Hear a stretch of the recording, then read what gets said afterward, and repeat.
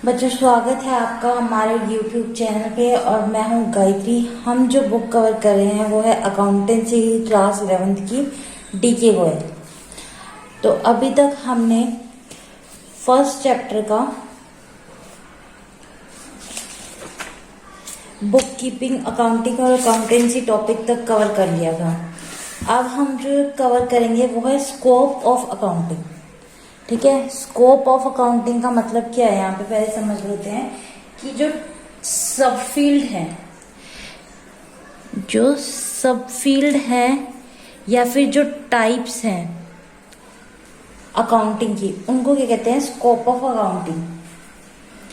यहाँ पे टाइप्स की अगर हम बात करें तो कितने टाइप की होती है मेनली, तो ये 5 टाइप की हमारे पास अकाउंटिंग होती है।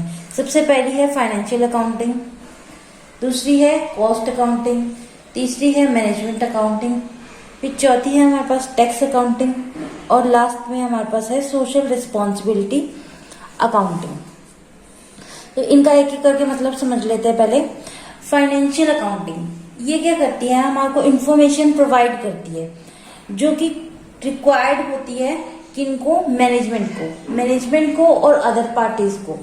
जब भी हमारे को किसी चीज का डिसीजन लेना होता है, हम किसी बेसिस पे ही डिसीजन ले सकते हैं। वो जो बेस होता है डिसीजन का, वो ये अकाउंटिंग इंफॉर्मेशन बनती है।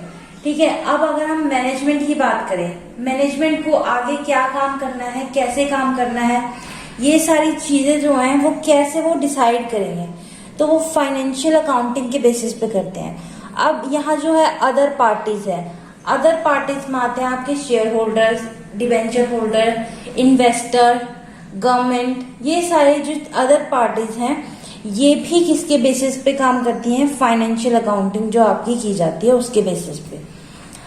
इसका टॉपिक है पूरा अलग से कि अदर पार्टीज में कौन कौन सी पार्टीज आती हैं, ये अभी हम आगे कवर करेंगे। नेक्स्ट है हमारे पास कॉस्ट अकाउंटिंग। अब देखो, कॉस्ट अकाउंटिंग नाम से पता चल रहा है कि कॉस्ट की बात करी जाती है इसमें। तो असरटेन द टोटल कॉस्ट, यानी कि टोटल हमारा माल बनाने में कितनी कॉस्ट आई है वो जांच करने के लिए मदद करता है ये। साथ ही साथ हमारा पर यूनिट कॉस्ट, यानी कि एक प्रोडक्ट को पर यूनिट कॉस्ट, यानी एक प्रोडक्ट को बनाने में कितनी लागत आई है। नेक्स्ट है हमारे पास मैनेजमेंट अकाउंटिंग। तो मैनेजमेंट अकाउंटिंग कहीं ना कहीं फाइनेंशियल अकाउंटिंग जैसा ही है, पर लेकिन यहाँ पे क्या होता है कि इस फाइनेंशियल अकाउंटिंग से डाटा निकाला जाता है, इंफॉर्मेशन निकाली जाती है और उसको प्रेजेंट किया जाता है अकाउंटिंग इंफॉर्मेशन को in such a way to assist the management, ताकि वो मैनेजमेंट के काम आ सके। ये जो इंफॉर्मेशन है उसको मैनेजमेंट को काम करना है उसके ऊपर, उसके लिए। तो यहाँ पे काम किसके लिए आती है, वो मैनेजमेंट की प्लानिंग और कंट्रोलिंग में। अब प्लानिंग किस तरीके से करेंगे वो कि कौन कौन सा सामान ज्यादा बिक रहा है, तो हमें उसके लिए क्या रॉ मटेरियल चाहिए होगा, हमें ये पता चलेगा इससे। ठीक है, और कंट्रोलिंग की अगर हम बात करें तो स्टाफ किस तरीके से काम कर रहा है, किस तरीके से उसको कंट्रोल करना है, उस चीज के लिए काम आता है। तो यहाँ ऑपरेशन ऑफ बिजनेस में काम आता है।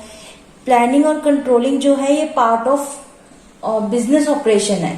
ठीक है, तो इन दोनों फंक्शंस को परफॉर्म करने के लिए मैनेजमेंट अकाउंटिंग काम आती है। नेक्स्ट है हमारे पास टैक्स अकाउंटिंग। तो टैक्स अकाउंटिंग जो है वो किस पर्पस के लिए यूज करी जाती है, यूज्ड फॉर टैक्स पर्पस। यहाँ पे नाम से ही पता चल रहा है।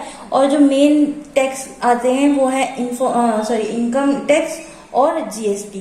देखो, इनकम टैक्स जो है वो हमारी इनकम के ऊपर लगेगा और GST जो भी गुड्स एंड सर्विसेज हम सेल या परचेज करेंगे उसके ऊपर लगेगा। ठीक, नेक्स्ट है हमारे पास सोशल रिस्पॉन्सिबिलिटी अकाउंटिंग। देखो, सोशल रिस्पॉन्सिबिलिटी जो वर्ड है वो किस चीज से है, सोसाइटी से रिलेटेड है।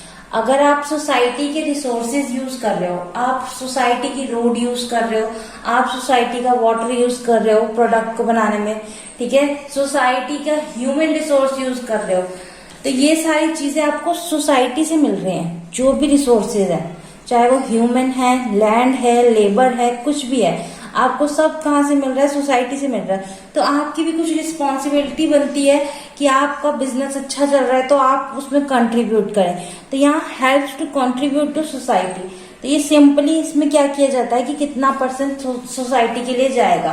सोसाइटी के लिए यानी कि बच्चों की एजुकेशन के लिए हो गया, या फिर जो लेडीज काम करना चाहती हैं उनको किस तरीके से आप प्रमोट कर रहे हो, आपकी फर्म किस तरीके से काम करके उसको प्रमोट करना चाह रही है। ठीक है, कई लोग क्या करते हैं, जो बिजनेस करने वाले होते हैं, वो जो वुमेन्स होती हैं उनको मशीन बांट दी, सिलाई मशीन, तो वो उससे अपना घर खर्च और चला सके। तो ऐसे ऐसे, या फिर ज्यादातर वुमेन्स को एम्प्लॉय रख रहे हो, तो ये सारी क्या आ जाती है, सोशल रिस्पॉन्सिबिलिटी के अंडर आ जाती है। नेक्स्ट टॉपिक है हमारा नेचर ऑफ अकाउंटिंग। अब नेचर ऑफ अकाउंटिंग में सबसे पहली चीज आती है कि इकोनॉमिक इवेंट। तो यहाँ पे जो भी ट्रांजैक्शन है, वो जो ट्रांजैक्शन हम कंसीडर करेंगे, सिर्फ उसी ट्रांजैक्शन को लेंगे जो एक्सप्रेस करी जा सके मॉनेटरी टर्म में।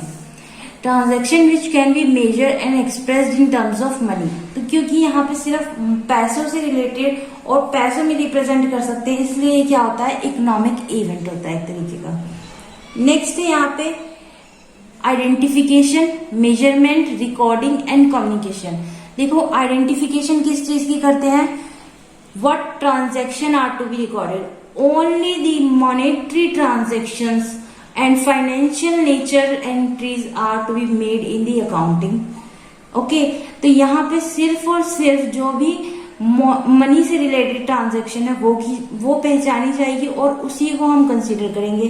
अब हमने देख लिया कि पैसों में बात हुई है, अब कितने पैसों में हुई है, क्वांटिफिकेशन कितने पैसों में हुई है, 50,000 में, 1 लाख में, 80,000 में, 70,000 में। तो यहाँ quantification of business transaction, business transaction तो है पर लेकिन फाइनेंशियल नेचर की तो है, पर लेकिन यहाँ पे कितने रुपए की है, एग्जैक्ट न्यूमेरिकल वैल्यू क्या है। नेक्स्ट है हमारा रिकॉर्डिंग। तो रिकॉर्डिंग में यहाँ पे क्या आता है, कुछ स्पेसिफाइड रूल्स आते हैं जो कि हमने पढ़ा था, किस में बताए जाते हैं, अकाउंटेंसी में बताए जाते हैं। कुछ स्पेसिफाइड रूल्स आते हैं और किन में रिकॉर्ड किया जाता है, क्रोनोलॉजिकल ऑर्डर। क्रोनोलॉजिकल ऑर्डर क्या है, 1 तारीख के बाद 2 तारीख, 2 तारीख के बाद 3 तारीख, ठीक है, जनवरी के बाद फरवरी, फरवरी के बाद मार्च, यानी कि एक सिंक में एक क्रोनोलॉजिकल यानी कैलेंडर की तरीके से ही एंट्रीज होंगी, यहाँ पे उसी तरीके से रिकॉर्ड किया जाएगा। नेक्स्ट है हमारे पास कम्युनिकेशन। अब हमने आइडेंटिफाई कर ली ट्रांजैक्शन क्या है, फाइनेंशियल नेचर की है, हमने मेजर कर लिया कि कितने उस पैसों की है, क्वांटिफिकेशन क्या है उसकी, देन हमने रिकॉर्ड कर लिया। अब ये सब हमने करा क्यों है, करा तो मेनली इसीलिए है ताकि हम इस चीज को किसको बता सकें, लोगों को बता सकें, जो पार्टीज इंटरेस्टेड है हमारे बिजनेस में उनको बता सकें। अब वो पार्टीज जो हैं वो इंटरनल भी हो सकती हैं, एक्सटर्नल भी हो सकती हैं। इट कुड बी इधर इंटरनल और एक्सटर्नल। अब इंटरनल पार्टीज कौन सी होगी, जो बिजनेस के अंदर के लोग हैं, जैसे कि ओनर, मैनेजमेंट, ये क्या है, अंदर के लोग हैं। और एक्सटर्नल पार्टीज कौन सी होंगी, बाहर की पार्टीज, जैसे कि इन्वेस्टर, शेयर होल्डर, ठीक है, ये सारी क्या होंगी, एक्सटर्नल पार्टीज। नेक्स्ट है हमारे पास ऑर्गेनाइजेशन। तो ये जो वर्ड है organisation, it refers to business enterprise. किसके लिए यूज किया जाता है, ये बिजनेस एंटरप्राइज के लिए। जो भी इंसान या जो भी पर्सन बिजनेस कर रहा है वो एक तरीके से ऑर्गेनाइजेशन बना लेता है, संस्था बना लेता है। वो एक अकेला बंदा है तो सोल प्रोप्राइटर कहलाएगा, अगर 2 लोग मिलके काम कर रहे हैं तो वो पार्टनरशिप फर्म कहलाती है, और अगर कोई एक अलग से कंपनी आर्टिफिशियल पर्सन है तो वो क्या कहलाती है, कंपनी कहलाती है।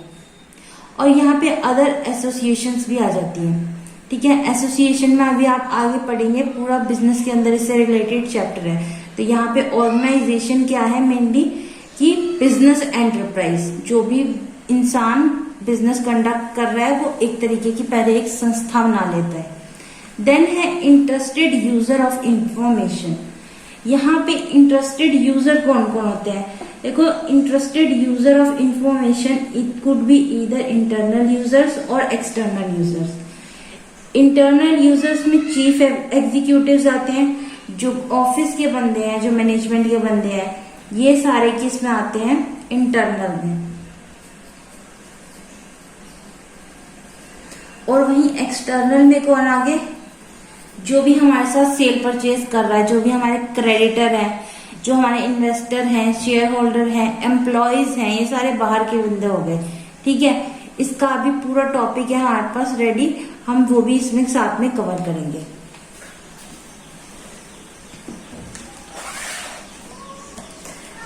नेक्स्ट है हमारे पास topic accounting as a source of information. अब अकाउंटिंग जो है वो एक तरीके का क्या है, सोर्स ऑफ इंफॉर्मेशन है। ये जो अकाउंटिंग है वो है लैंग्वेज ऑफ बिजनेस। अब हम बात कैसे करेंगे आपस में बिजनेस की, अगर तरीके से बात करने की कोशिश करेंगे तो हम अकाउंटिंग की ही बात करेंगे कि हमारा सेल परचेज हुआ है, मैं आपको ये बताऊंगी जब कि मेरा इतने का सेल हुआ है, इतने का परचेज हुआ है, तो ये क्या होगी, एक तरीके की लैंग्वेज ऑफ बिजनेस होगी अकाउंटिंग। नेक्स्ट है हमारा serve as means of communication. ये जो लैंग्वेज है इसको कैसे सर्व करते हैं हम, मीन्स ऑफ कम्युनिकेशन, यानी ये एक मीडियम बनता है।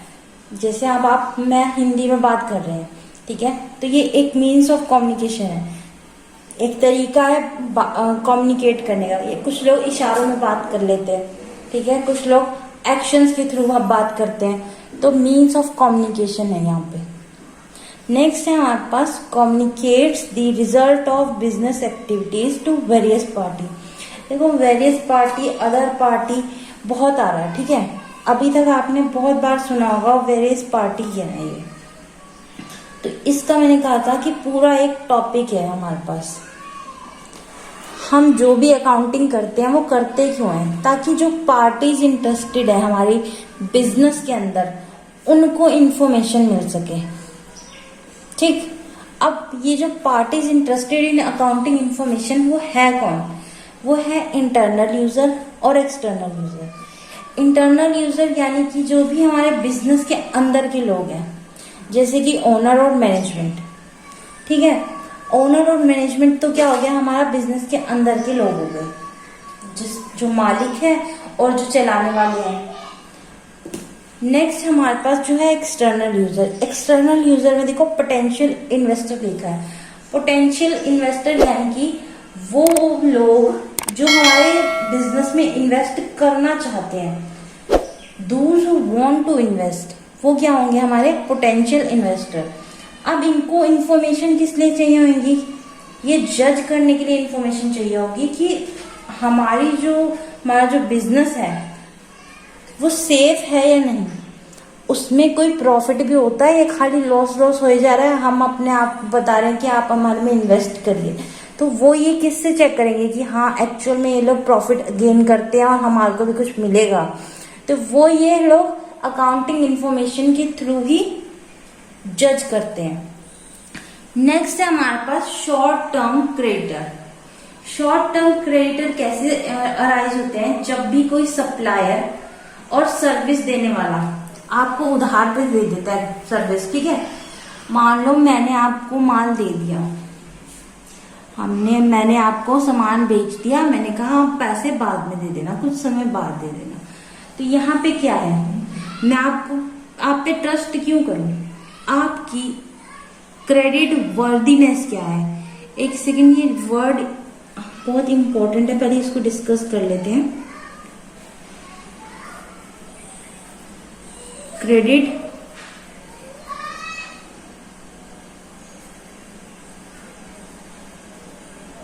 वर्दीनेस, ये वर्ड बहुत इंपॉर्टेंट है। यहाँ पे ये वर्ड से मतलब क्या है कि आप अगर उधारी पे सामान ले रहे हो, आप कितने दिन में चुका दोगे।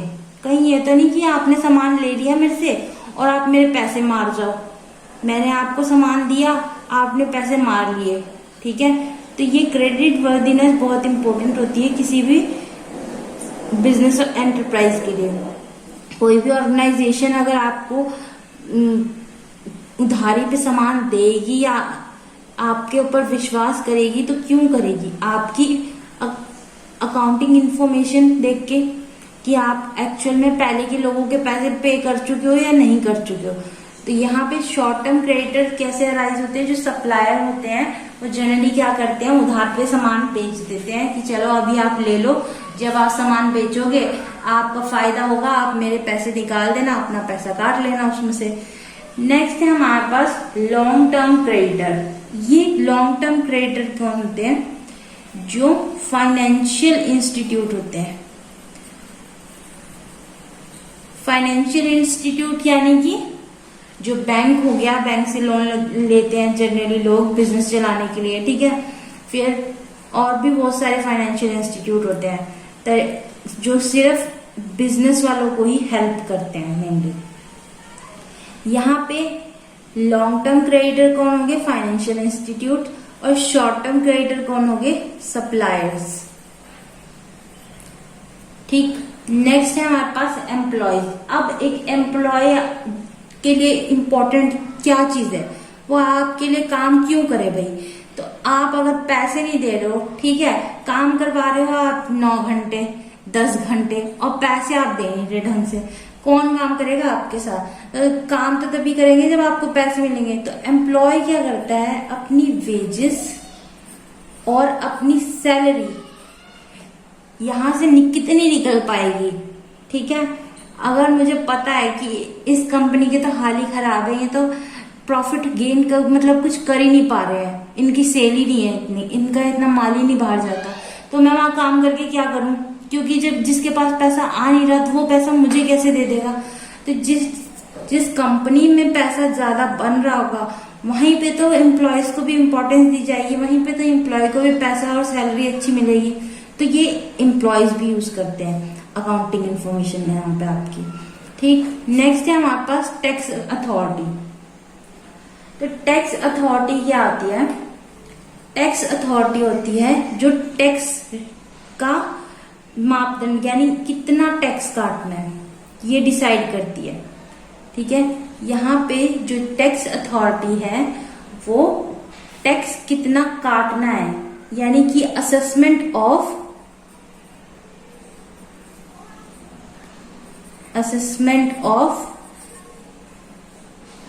टैक्स।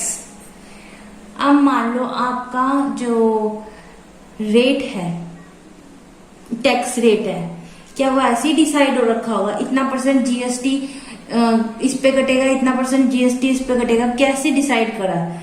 एसी के ऊपर, लग्जरी गुड्स के ऊपर जो टैक्स रेट है क्या वो आपकी नेसेसिटी गुड के ऊपर है, यानी जो आपके लिए बहुत इंपॉर्टेंट गुड्स हैं, जो फूड आइटम्स हैं उनके ऊपर टैक्स रेट अलग है, और जो लग्जरी गुड्स हैं उसके ऊपर टैक्स रेट अलग है। तो ये असेसमेंट ऑफ टैक्स रेट जो करते हैं उनको कहते हैं टैक्स अथॉरिटीज, और ये उसी बेसिस पे करती हैं कि आप कितना कमा रहे हैं एक सामान को बेच के। अगर आप ज्यादा पैसे कमा रहे हैं किसी प्रोडक्ट को बेच के, गाड़ी है, एसी है, कूलर है, टीवी है, ये इन सब इलेक्ट्रिक चीजों पे ज्यादा टैक्स कटता है, पर लेकिन वही जो नेसेसिटी रिक्वायरमेंट की चीजें हैं, बेसिक रिक्वायरमेंट की, उन पे इतना टैक्स नहीं कटता, ठीक है। नेक्स्ट है हमारे पास गवर्नमेंट एंड देयर एजेंसी। देखो गवर्नमेंट या फिर उसकी एजेंसी जो होती है यहाँ पे क्या काम करती हैं, पॉलिसी बनाती हैं। गवर्नमेंट ही आपके लिए पॉलिसीज बनाती है। टैक्स का काम तो टैक्स अथॉरिटी कर रही है, पर बाकी की चीजें कि आप किन रूल्स और रेगुलेशन के अंदर काम करोगे वो दायरा कौन सेट करता है, गवर्नमेंट। तो गवर्नमेंट जो होती है यहाँ पे पॉलिसी बनाती है, इसलिए उनको रिक्वायर्ड होती है आपकी अकाउंटिंग इंफॉर्मेशन। किसी भी बिजनेस की अकाउंटिंग इंफॉर्मेशन गवर्नमेंट को रिक्वायर्ड क्यों होती है, क्योंकि उन्होंने क्या बनानी होती है, पॉलिसीज।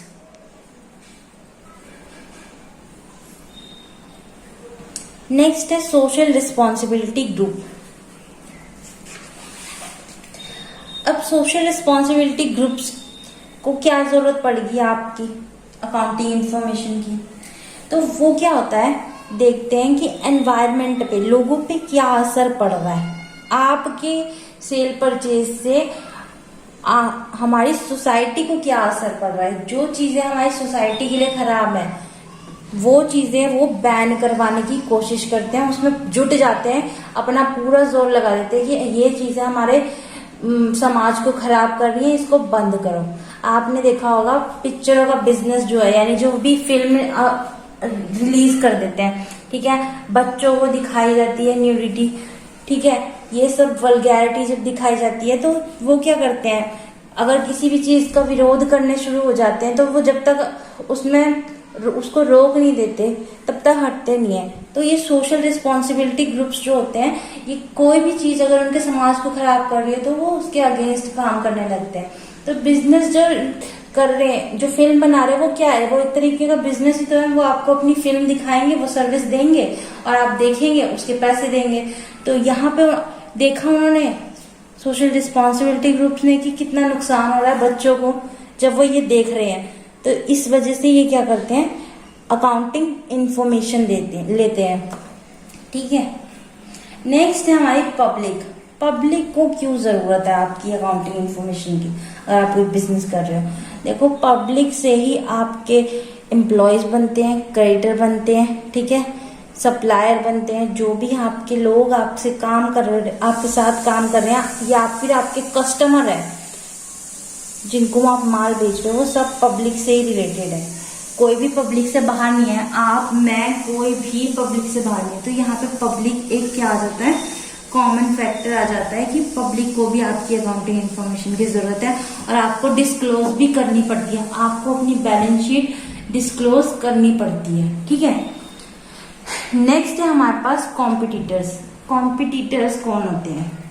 कॉम्पिटिटर वो होते हैं जो आपके जैसा बिजनेस कर रहे हैं। मान लो मेरा बिजनेस है इलेक्ट्रिक गुड्स का, मेरा शोरूम है, ठीक है, मैं जो हूँ वो क्या करती हूँ, सामान खरीदती हूँ, पीछे से मंगवाती हूँ और आगे रिटेल कर देती हूँ, मतलब कस्टमर्स को बेच देती हूँ। अगर मैं काम कर रही हूँ तो मेरे साथ साथ और भी दुकानें होंगी, उनको भी तो जानना होगा कि ये कितना सामान मंगा रही है, कितना आगे इसका बिक रहा है। तो ये लोग क्या हो गए, मेरे कॉम्पिटिटर्स। कॉम्पिटिटर्स वो हैं जिनके काम क्या है, बिजनेस क्या है, सिमिलर है। तो ये होती हैं एक्सटर्नल पार्टीज। ये सारी किस्में आ गई हमारी एक्सटर्नल पार्टीज में। यहाँ पे हमने जो एक्सटर्नल यूजर्स पढ़े हैं, इसमें 2-3 चीजें बहुत इंपॉर्टेंट है। एक तो ये वर्ड क्रेडिट वर्दीनेस, ये बहुत इंपॉर्टेंट है। देन हमारा पोटेंशियल इन्वेस्टर। पोटेंशियल क्यों कहा गया है कि ये आगे जाके इन्वेस्ट कर सकता है, वरना तो अगर इन्वेस्ट कर चुका है तो इन्वेस्टर कहलाएगा, पर आगे जाके इन्वेस्ट कर सकता है तो पोटेंशियल इन्वेस्टर, ठीक है। फिर शॉर्ट टर्म क्रेडिटर कौन होंगे, सप्लायर। लॉन्ग टर्म क्रेडिटर कौन होंगे, financial institute. Financial institute mainly कौन होंगे, हमारे बैंक वगैरह हो जाएंगे। देन हमारे एम्प्लॉयज को क्यों इंटरेस्ट होगा, ताकि उसकी सैलरी और उसकी वेज उसको अच्छी मिले। टैक्स अथॉरिटी को क्यों आपकी अकाउंटिंग इंफॉर्मेशन चाहिए होगी, ताकि वो टैक्स रेट डिसाइड कर सके। गवर्नमेंट को क्यों चाहिए होगी, ताकि वो अच्छी पॉलिसी बना सके। और सोशल रिस्पॉन्सिबिलिटी ग्रुप को क्यों चाहिए होगी, ताकि वो हमारे समाज की सेवा कर सके, रक्षा कर सके, जो भी चीजें समाज को खराब कर रही हैं, उसको दूषित कर रही हैं, उसको रोक सके। देन पब्लिक में ये सब आएंगे, whether social responsibility group, government, employ, कोई भी, सब पब्लिक का ही पार्ट है। फिर कॉम्पिटिटर कौन है, जो हमारे जैसा बिजनेस कंडक्ट कर रहा है। तो आज हमने क्या क्या कवर किया, scope of accounting, nature of accounting, then हमारा अकाउंटिंग है सोर्स ऑफ इंफॉर्मेशन, और हमारी पार्टीज कौन कौन सी इंटरेस्टेड होती है हमारी अकाउंटिंग इंफॉर्मेशन में। आई होप आपको यहाँ तक का लेक्चर समझ आया हो, और अगर आपको चाहिए कि आपको सच में अकाउंटिंग अच्छे से समझ आए तो कंटिन्यूसली लेक्चर डेली का डेली देखिए और कंटिन्यूटी रखिए अपने पढ़ने में। Thank you.